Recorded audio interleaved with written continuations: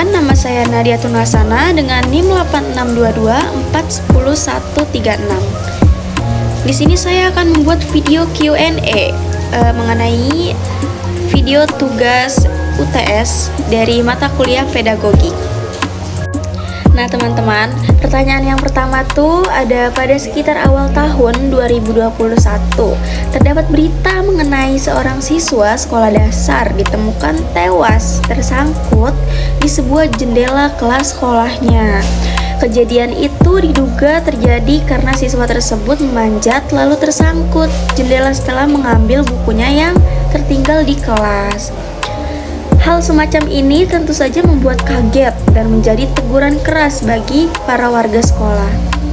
Menurut pandangan Anda, hal apa saja yang perlu dilakukan serta ditanamkan guru kepada para siswanya agar kasus seperti ini itu tidak terulang kembali?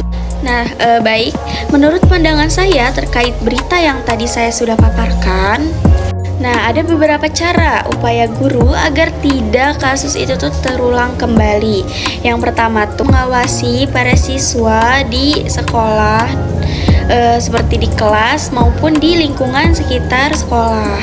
Nah, yang kedua ada mengajarkan keselamatan diri. Contohnya tuh nggak boleh manjat-manjat jendela ya, nggak boleh lari-lari di sekitar kelas atau di luar lingkungan kelas dan lain sebagainya. Nah, yang ketiga ada menanamkan disiplin dan tanggung jawab. Nah, yang keempat kita membuat SOP keamanan kelas. Yang kelima kita memberi edukasi bahaya bahwa tindakan ceroboh itu berbahaya. Nah, yang terakhir kita bisa menjadi contoh perilaku aman. Nah, kita sudah masuk ke pertanyaan yang kedua. Pertanyaannya yaitu, dalam proses pembelajaran, guru memiliki banyak peran penting. Apa aja peran tersebut dan jelaskan. Oke. Ada 5 peran guru dalam pembelajaran. Yang pertama itu ada pendidik. Pendidik itu mengajarkan ilmu dan karakter. Yang kedua, ada pembimbing. Pembimbing itu mengajarkan siswa yang sedang kesulitan. Yang ketiga, ada motivator. Motivator itu tuh seperti untuk menyemangati siswa dalam pembelajaran. Keempat, ada fasilitator. Fasilitator itu seperti untuk menyediakan media atau alat belajar. Nah, yang terakhir yaitu yang kelima, peran evaluator. Dia tuh seperti yang menilai hasil belajar siswa. Pertanyaan yang ketiga, sebutkan 10 kompetensi pedagogik seorang guru dalam proses pembelajaran dan berikan contoh pengimplementasiannya. Oke. Nah, yang pertama tuh memahami karakter siswa. Contohnya tuh kita memakai pendekatan tiap anak tuh berbeda-beda. Yang kedua, menguasai teori belajar. Contohnya tuh memilih metode sesuai materi tersebut. Yang ketiga, mengembangkan kurikulum yang dimana contohnya itu seperti menyusun modul ajar. Yang keempat, ada merancang pembelajaran. Contohnya itu seperti membuat RPP atau modul ajar. Yang kelima, ada melaksanakan pembelajaran. Contohnya itu seperti mengajar interaktif di kelas. Nah, yang keenam itu ada mengembangkan potensi siswa, yang dimana kita bisa mengadakan seperti lomba, proyek, atau di mata pelajaran prakarya. Yang ketujuh ada komunikasi efektif, yang dimana kita harus mengajarkan kepada siswa ini tentang bahasa ramah dan mudah dipahami. Yang kedelapan ada teknologi pembelajaran. Kita bisa mengajarkan para siswa SD ini untuk memakai teknologi pembelajaran ini seperti PPT atau video atau kuis. Yang kesembilan ada evaluasi pembelajaran, yang dimana kita bisa kasih si siswa ini untuk memberi tugas gitu, atau tes. UTS. Nah, yang terakhir ini ada refleksi pembelajaran. Contohnya itu evaluasi diri setelah mengajar.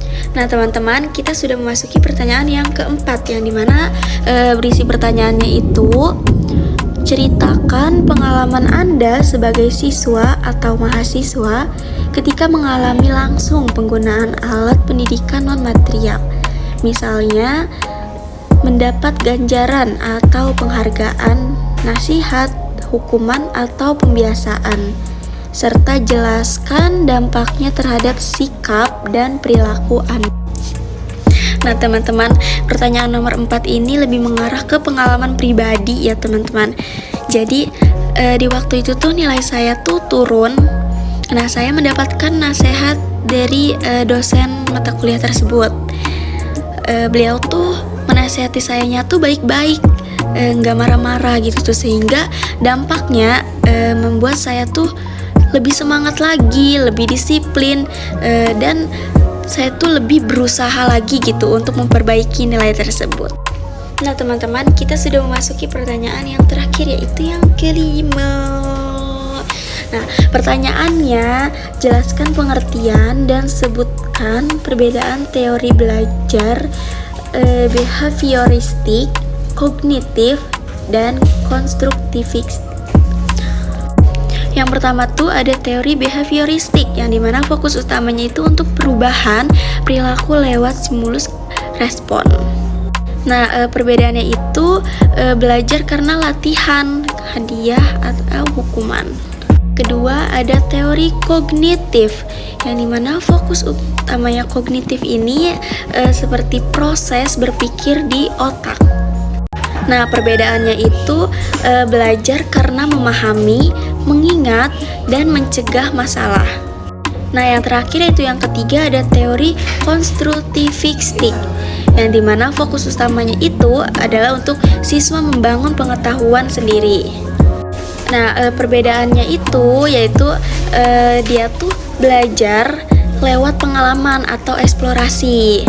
Nah, guru tuh bukan cuma hanya mengarahkan saja gitu. Nah, jadi teman-teman, inti perbedaannya itu yang pertama dari teori behavioristik. Behavioristik ini itu dibiasakan. Nah, teori yang kedua ini ada kognitif. Kalau kognitif itu dipahami. Ini ada konstruktivistik, yang dimana perbedaannya kalau ini tuh ditemukan sendiri oleh siswanya. Baik teman-teman, Q&A dari 1 sampai 5 itu sudah dijawab. Saya akhiri Q&A ini.